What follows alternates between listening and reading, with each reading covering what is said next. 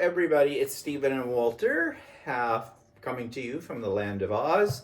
And Newcastle, to be exact. well, I was going to say that, but Walter jumped right in there. We're actually in a place called Newcastle, which is on the east coast, northeast It's about of Sydney. a little over 2 hours north of Sydney. Yeah. So let's talk about that trip, shall we? So, first day using the car.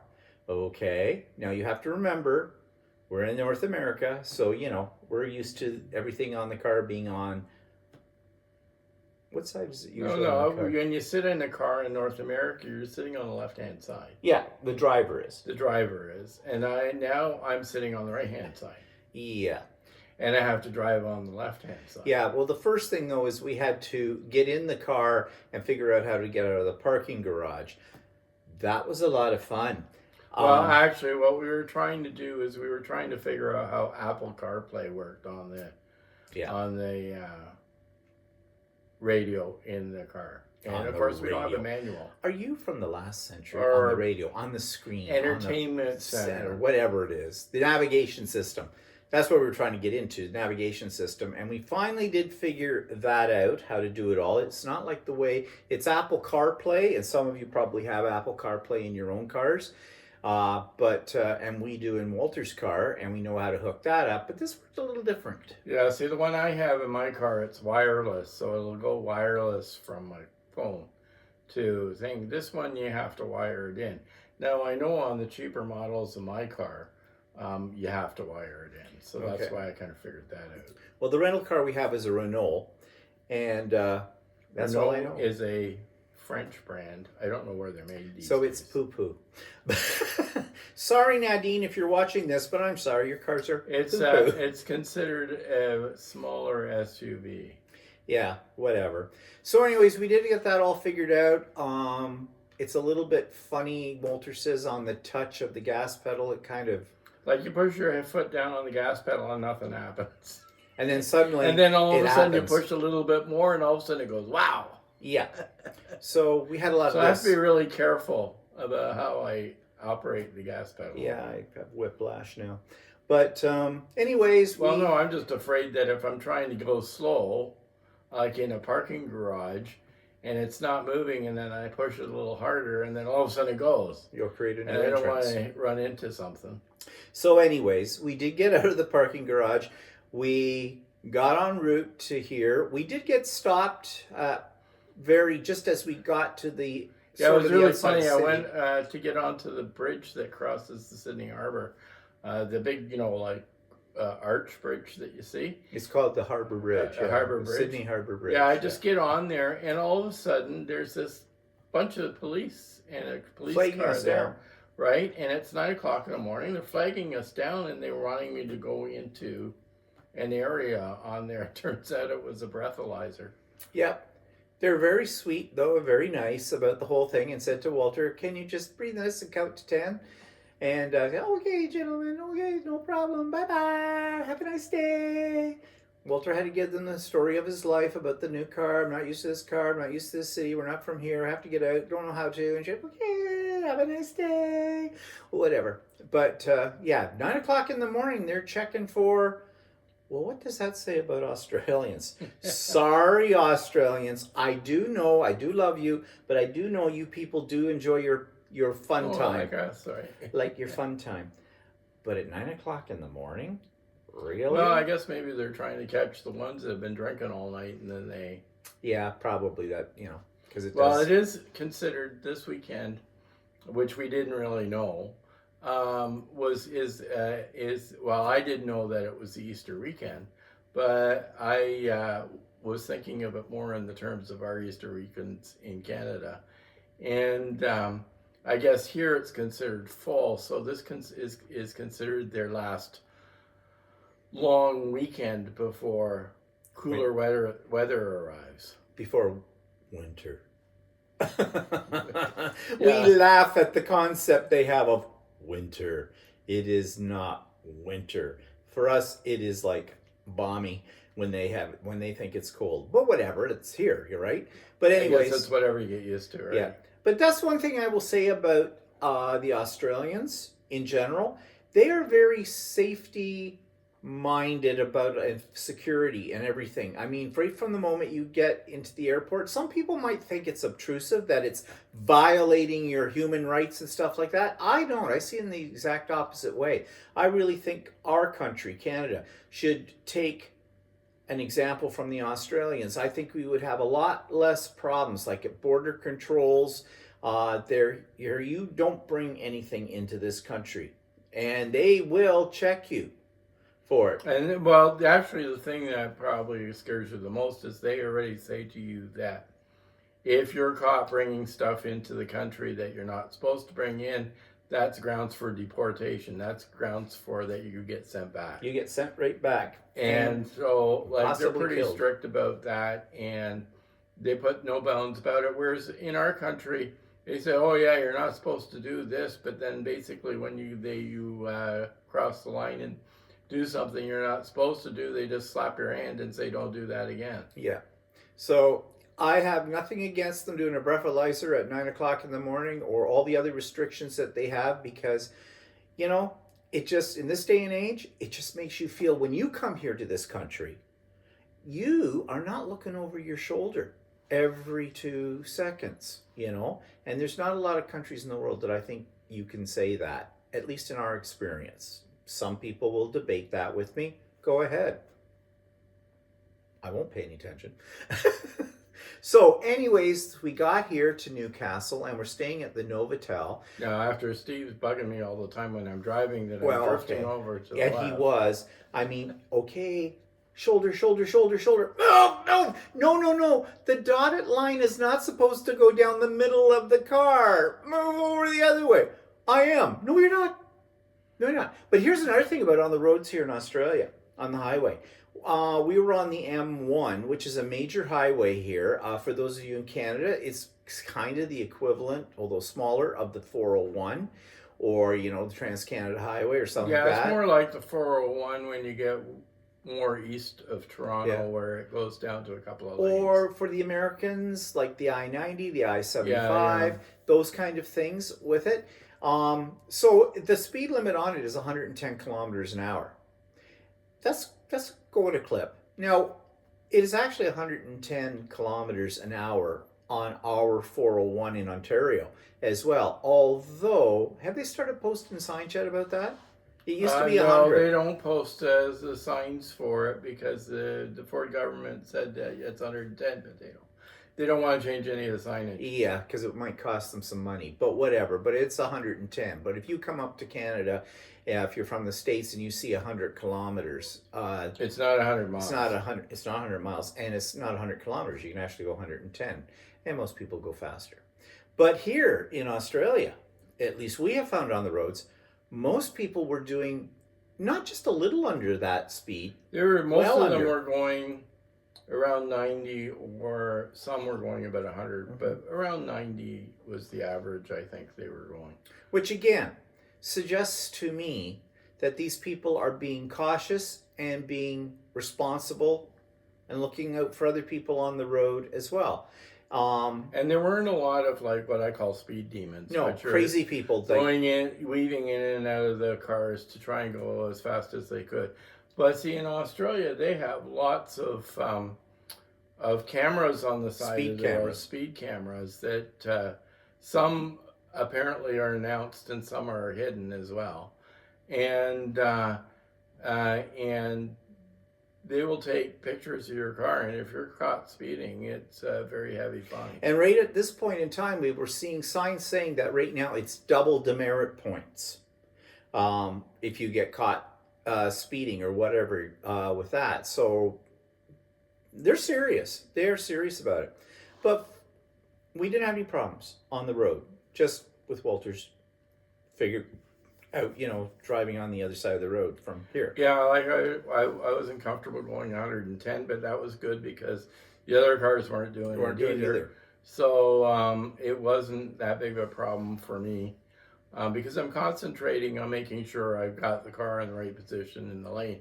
What I mean by the right position in the lane is I'm used to drive, like most people in North America, you're used to sitting on the left-hand side of the car. So you're oriented your car in such a way that you're used to seeing things from that perspective, right? And now I'm sitting on the opposite side of the car, so I'm always trying to figure out where the line is alongside of the right side of the car to make sure that my car is aligned in the center. Now, this Now the car does car, tell him. yeah, the car does tell me if I'm a little too close to the one end of the side of the line to the other side of the line. So it does help that way. It does go beep, beep, beep and go, move over, rear, idiot. And then I've got him saying, "You're too far over." Yeah, so it's a double safety feature on that. Plus, the other thing too is when you're driving, it's hard to see because you're used to looking at the rear view mirrors and everything from a different Yeah, point like of view. when I first got in the car, I didn't realize that I couldn't see anything out of the rear view mirror. I was so concentrating on going ahead or whatever. I hadn't adjusted the rear view mirror, and it was pointed at the back seat. So I had to wait till I got to a stoplight, and then I was able to reorient the mirror. But if you're in North America, you're looking this way at the mirror, and in here you're looking that way at the mirror. But one thing we've noticed in this particular car from the last time we had a rented car in Australia is the signal, turn signal. Well, I'm not sure now if it is or not. Which way is the turn signal on? I've just got turn signal on our cars at home are on the left-hand side of the steering column. Well, they're still on the left. They're on the left-hand side of the Well, steering then it's column. the same thing. Then why was it the last time? Well, the you were last turning two on the times wiper we blades? were on, when the last two times I drove a car here, the signals were on the opposite side. Maybe it's the make of car. Now maybe they've changed that. I don't know. Because he kept turning on the windshield wipers when he meant to make a turn. But I had anyways, a problem this time. we got here to Newcastle. Newcastle, as we said earlier, is a little over 2 hours from Sydney. There were some slowdowns because it's holiday traffic. I think the bulk of the holiday traffic left yesterday. They were showing it on the news here, and I kind of thought, oh, good, because, driving this car that is foreign to us and on the other side of the road, and that'd be good if there wasn't a lot of traffic. Nah, there was a fair amount of traffic, and we had a few spots that were really slowed down, which we're not really sure why. There wasn't an accident or anything. I guess just volume of traffic or something like that. But anyways, we weren't in any rush. So we got here, we checked into the Novotel, Novotel, Nova Hotel. Novotel. The hotel here, and it's right down in the area where everybody wants to be on the beach. The beach is lovely. You'll see it in the video after we're finished discussing things today. And there's like permanent residences here, in big apartment like style buildings, condo like buildings.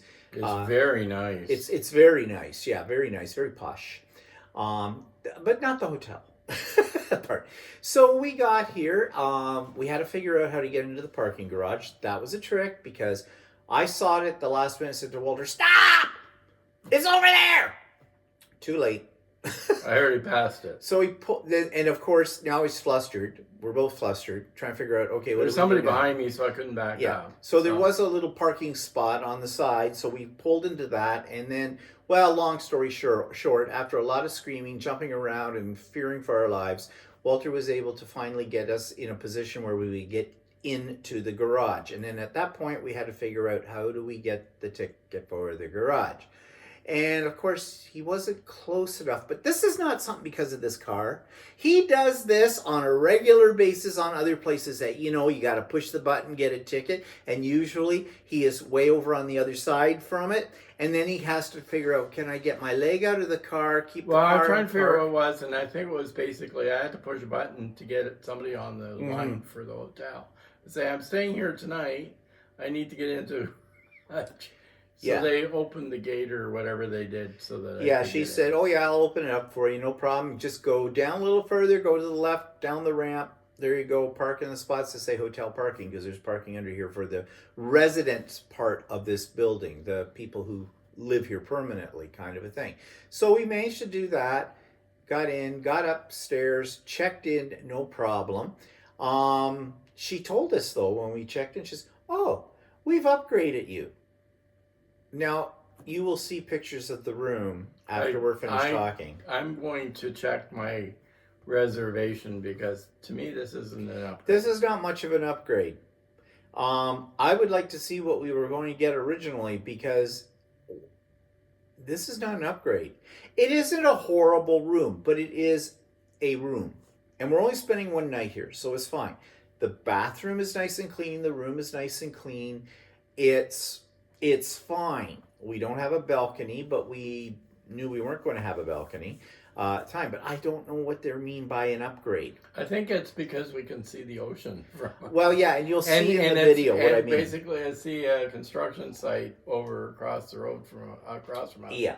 Plus, then at the very corner, I can see the ocean. You can see the ocean a little bit. So it's kind of like an ocean view obstructed or whatever. But whatever, it is what it is. Okay, we're only here for one night. However, and you will see, I talk about it later on when we're finished this part of the video. You'll see pictures and everything or video of that. And guess how much this room cost us? Well, that includes breakfast. Well, it includes brekkie, yeah. But this room is the most expensive room on our whole trip. And what is it? 360 for the night. Yeah, 360 a night. This is not a 360 Aussie dollar room a night. Most of the rooms I have booked on the trip are around $200 a night. Some are less than $200 a night, and more like 150 in some cases. And so I've never gone much over 200. But this area here, I had a hard time getting a room for a decent price. Yeah, because this is big holiday weekend, as we said earlier. Also, what this room would be in Toronto, downtown Toronto, this room would be about $450 to $500 a night in Toronto. Yeah. In fact, it might even be more because it would be considered a nicer room than what you could get for $400 in Toronto these days. So, shouldn't complain. I thought, okay, well, I wanted to just stay one night anyway, so we'll just pay for it. So. But we are being a little picky on this trip, and you're going to notice this through the videos that come up in the next little while if you haven't noticed it already. You might think we're bitching and complaining. We are not bitching and complaining, okay? We are just telling you what our reactions are. And also because this is our 4th time here in Australia, so we've had a lot of experience with a lot of different types of accommodation and different facilities and stuff like that. So yeah, we are a little picky. So the other thing that I'm a little picky about in this room, and I was picky about this at the Maritone as well, the room we stayed at in Sydney, is, okay, it's the 21st century. In fact, we're almost a quarter away through this century. What does everybody own? Everybody owns a cell phone at least. Everybody probably owns iPads or a small laptop computer that they take with them on trips. What do you need to keep those things charged? You need USB ports and all of that kind of stuff. Well, guess what? I thought the hotel we were staying in Sydney was bad. This one is almost worse. There is not a USB port of any sign, whether an A or a C, to be found in this room. Nothing. All the outlets in this room are hidden behind furniture as well. So yeah, well, I came well equipped. And you know that I bought an extra little adapter thing from here because I had bought that very elaborate power bar that had, electricity, multiple USBs in different sizes and all that kind of stuff in it, which I was pissed off with that after all my planning, I couldn't use it because of a simple problem.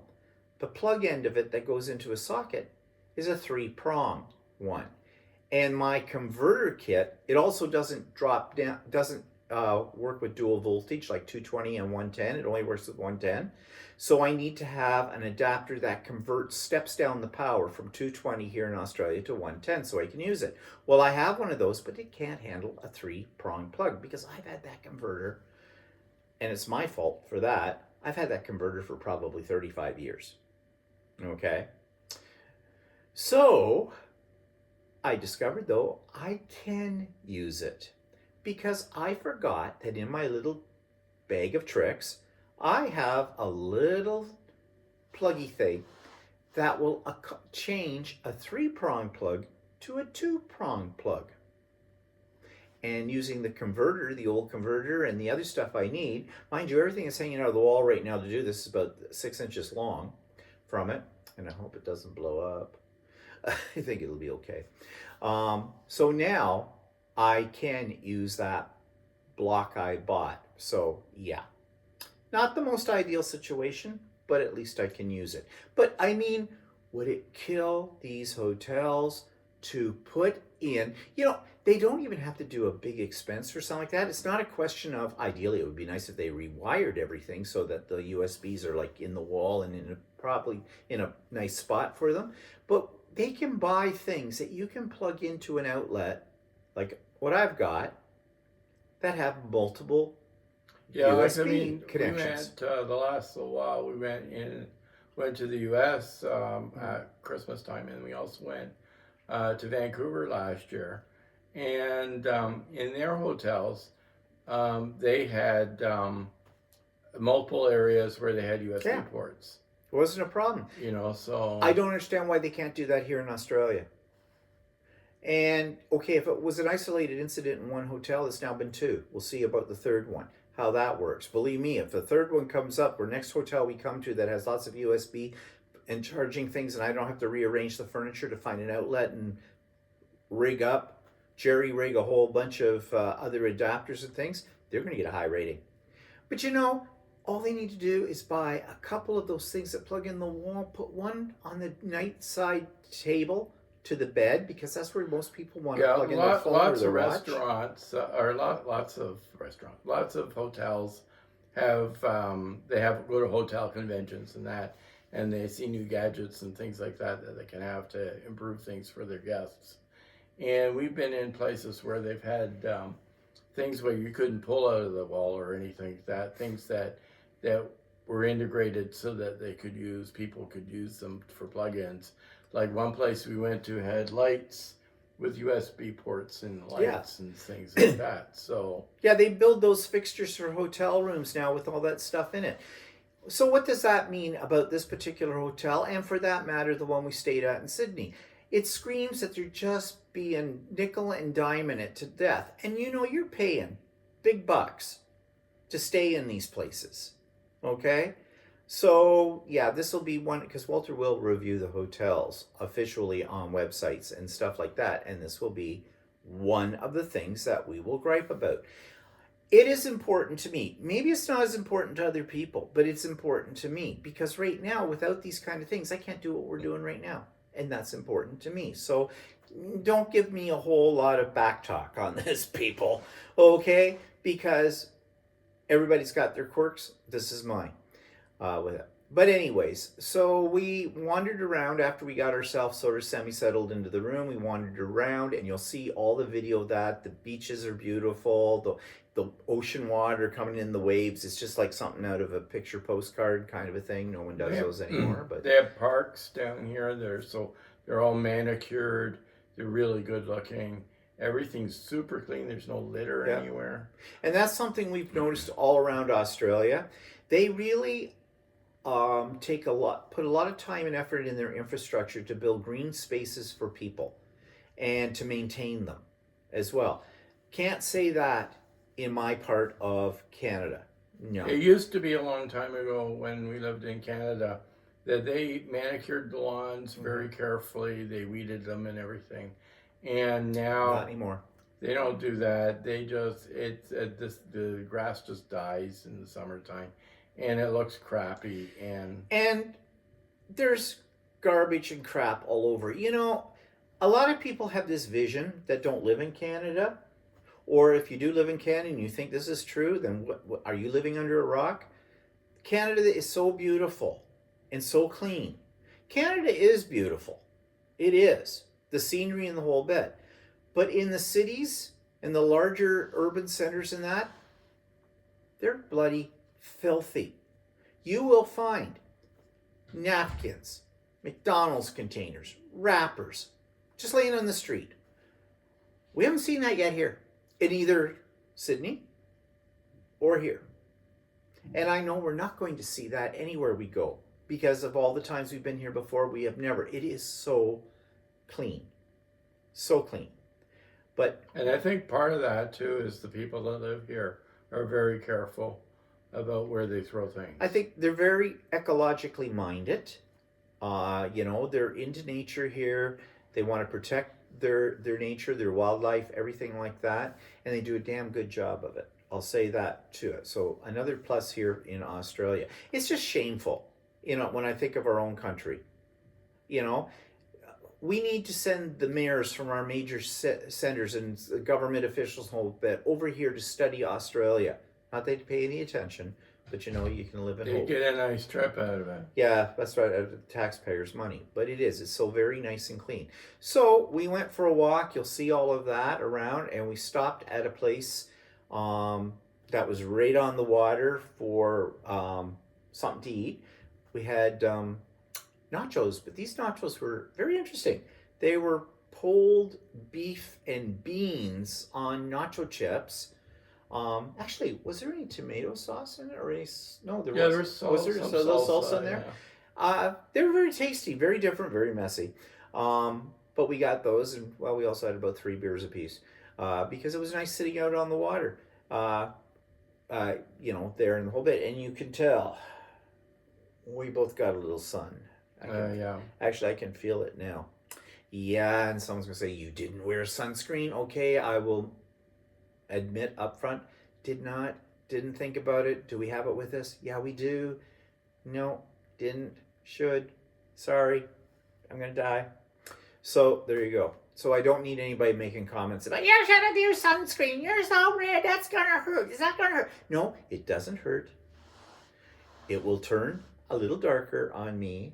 I'm an old man, I'm pasty white, so any color is good color, okay? So I don't need to hear it.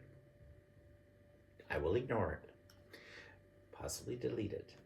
Okay, so we did that. Then we walked around. We came back, and we're here in the room. Now we're both. We stopped and got some ice cream. Walter got sticky all over his face because I got a double scoop. Walter got a double scoop on a cone. Okay, Walter It hasn't. was stacked. And Walter hasn't learned the first rule about eating ice cream when you're over 65. Okay, the first rule is this. Plop happens. Okay, this thing is high on his cone. It never plopped. I was waiting for it because I was. But it was warm enough outside that it was leaking. It was really melting quick. kind of fast. I got mine in a cup. You know why? Because I've had bad experiences with plop. Because I said plop happens.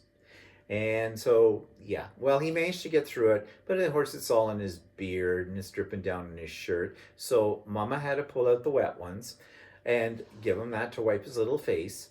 And he did. He wiped it off his little beard and off his little face. I didn't spit in it and got that spot there for him. Of course, then he hands it back to me like a kid would. Like, okay, I'm looking for a garbage can. I guess I'm the garbage can. There you go. So Mama had to look after him. So he's nice and clean now. All cleaned up. Anyways, actually the ice cream, you got what? I got chocolate hazelnut. It was really good. And I got Turkish Delight. And I'm always on the quest for Turkish Delight candy. It's not, I loved it as a kid. But I have never been able in 40 years ever to get Turkish Delight that's like what I had as a kid. I know you're going to say, yeah, nothing is as good as when you were a kid, the way you remember it. And that's probably true to a point. But no, nobody has it anymore the way they used to make it. And if you know what Turkish Delight is, it's actually sort of a jelly-like candy that is made with rose water and sugar and things like that. And then it's dusted in icing sugar. It's absolutely wonderful. It's my favorite candy of all time. And I've yet to get one again the way they used to make it when I was a kid. So they had Turkish Delight ice cream. It was very good. It tasted exactly like the Turkish Delight that I had when I was a kid. So if they can make ice cream, why can't they make Turkish Delight like they used to? But their ice creams were very nice. Of course, the price kind of makes you like it was $23 for Yeah, but it's like that in 4 our own scoops. country Yeah, I too. know. Ice cream's not cheap anymore. The day of the old 10-cent cone. Well, that's a long time ago. So, whatever. So we had that, and we came back up here to the room. They do have a restaurant in this hotel as well. It's kind of bare bones looking. Yeah. And we looked at it in case we get hungry later. They did have some salads on there or whatever. I have a feeling we probably won't, because we get not a little bit peckish. We have a jar of peanut butter and some bread, so peanut butter for everybody. With that, so and right now we're just enjoying a little red wine. It would be nice if we could sit out on a balcony, Yeah. but we can't because we don't have one of those. But like I And we said, could take the bottle out to the I thought of that park. idea too, but I want. Well, I I thought don't know. they've got We've us been sitting here. outside a lot Yeah, I today don't too. know. I So. I think it's time to just rot. Yeah. So where are we going tomorrow, Walter? Port Macquarie. And what's Macquarie. It's another beachside town, Hmm. and there's was a wildlife park on our way. Oh, yeah.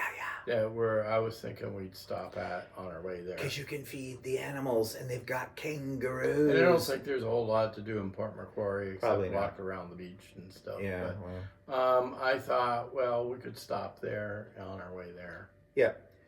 Because if there's kangaroos, I want to see them. Because I haven't had a chance yet to see a kangaroo, except a stuffed one. So I want to see a kangaroo. I want to feed a kangaroo because they're so fluffy, as you all well know. So, anyways, I hope you're having a good Good Friday. For those of you that do whatever you do with it, and the rest of you who may be like me, a heathen or a pagan, happy running around naked on an open fire with it or whatever. I don't want to hear it from the Christians. No. Okay, and we'll tune in probably tomorrow. But now, here's the video that I took today. So, enjoy.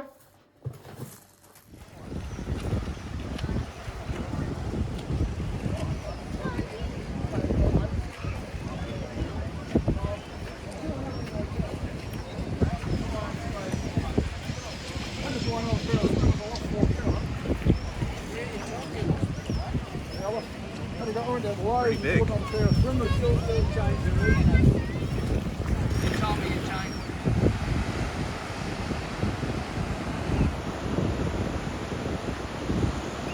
Surfers out there waiting for the waves.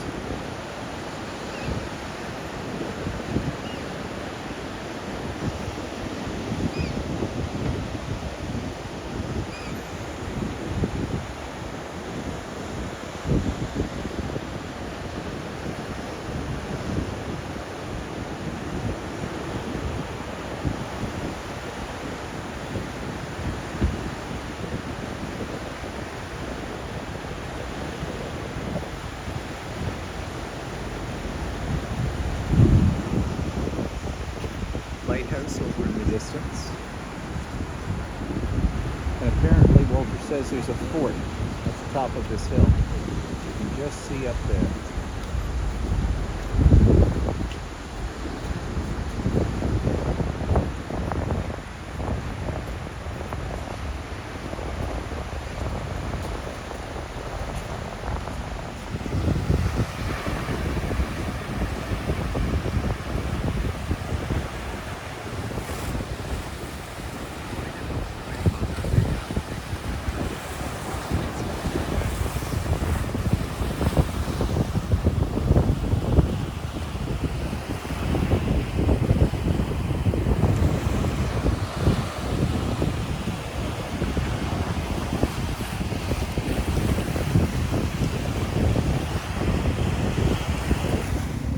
Okay, so there's a nice little park area down here, but these trees are what we think are called Norwegian pine. They've got a little very different look to them.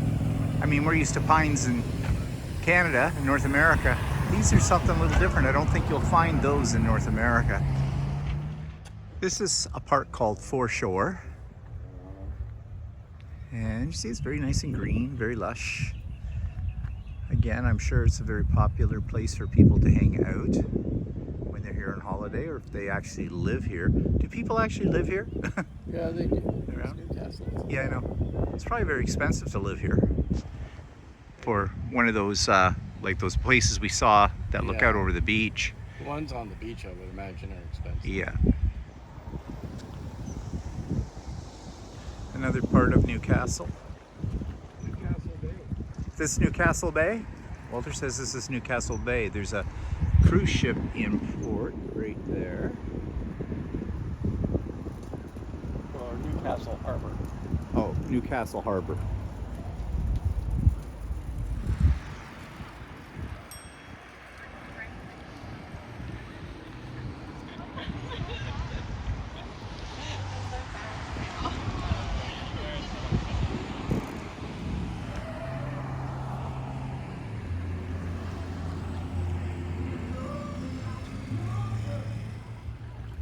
Pelicans.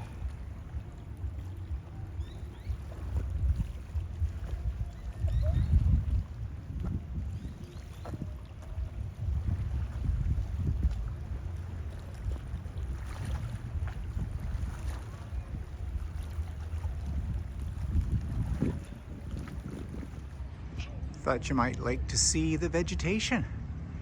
Trees we don't see in our part of the world. Boy, they'd be nice to have one of those in your backyard. Don't think it would survive the winter. So we've stopped at this place to get something to eat. Walter's gone in to order it, because that's what you do here. As I think I mentioned before, you come, you look at a menu, you sit down sort of thing, but you go inside, you place your order, and they bring it out for you. And so Walter's gone in to order it. And it's a very popular place today, but it is Good Friday, so lots and lots of people here. Wasn't easy to find a table. We found this one, and it's fine. So yeah, so we're getting some pulled beef brisket nachos and a couple of beers. I don't know what beers we're having, but to me it doesn't really matter because I don't know the difference from one to the other. So we've been sitting here now for a little over an hour, hour and 50 minutes, hour and a half. I don't know what. We had our nachos and a couple of beers, and we decided to sit here a little longer because it's quite pleasant out here. It's nice and comfortable temperature-wise. It's a little overcast, as you can see, so we don't have to worry about sun beating down on us. And we have nothing else better to do. And that is just fine with us, because everything is closed, well, except for places like this, I guess, because of Good Friday. And it's just a very, very enjoyable afternoon getting polluted. No, we're not. Yes, we are. No, we're not. Whatever. And now we're walking back along whatever this is in Newcastle. Interesting church from the edge up there. People try to kill you on bicycles here. Yeah. Kind of picturesque. Scary. Something here called the station, which I'm assuming was probably an original train station at one time.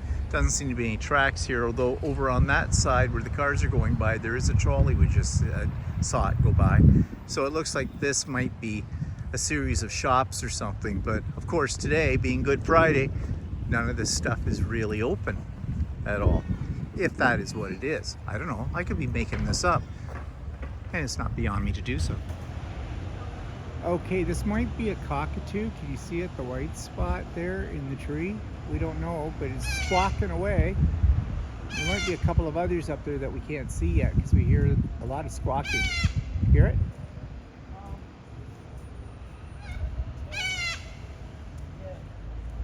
So I don't know what that is.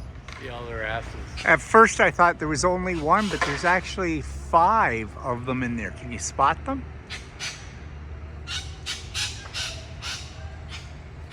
One over here, a couple over here, a couple over here.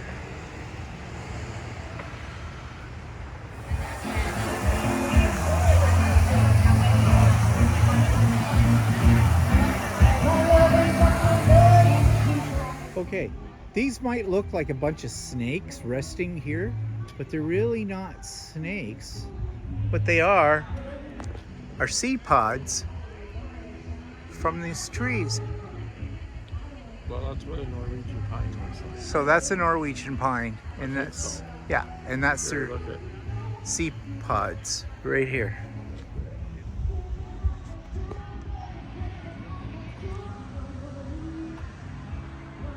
Just some more landscape photos. Show you, it's very, very pretty here. It's a lot of very unique architecture here. As you can see here, this building. It's very interesting. I'm assuming it's probably apartments or whatever, residences. Might have been something a long time ago, but now it's probably residences. And next door to it, here's this building.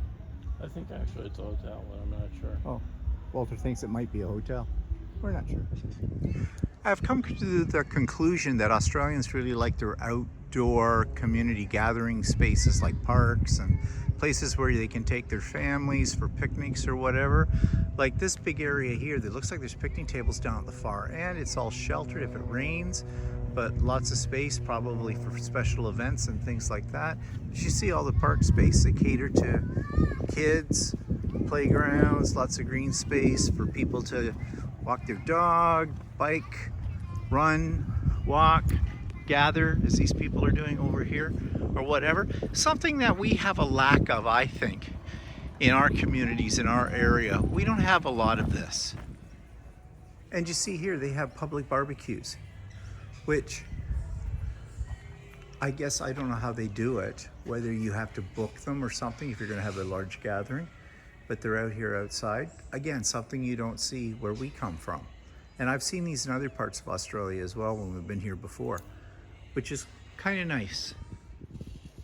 Here's some more birds. I have no idea what they are. I'm sure the Australian subscribers will be able to tell me.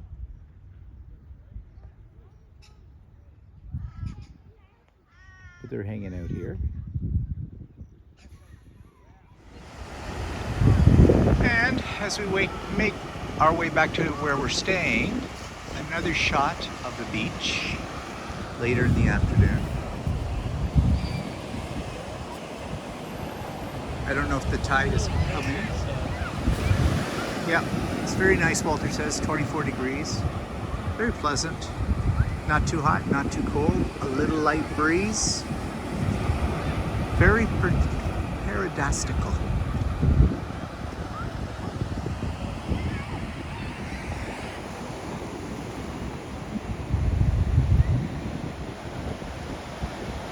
Now I want to show you something that's very rare that most people have never seen before. This little pile. Let me get a closer look at this.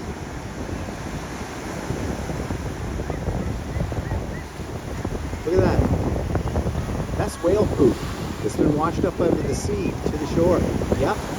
And if you believe that, I've got swampland to sell you in Florida.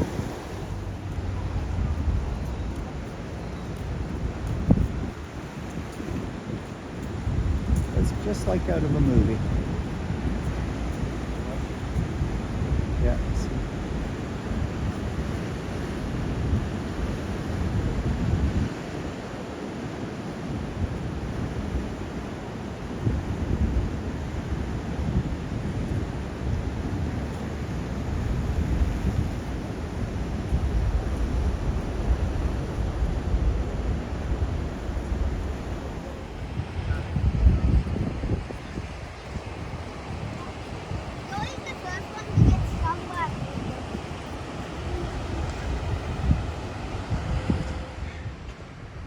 Now these, I think, are apartments that are all down here and close to the beach and everything. So I imagine these are, well, I guess they're permanent residents, but I suppose if you had enough money, you could buy one of these and use it as your, you know, getaway home or whatever.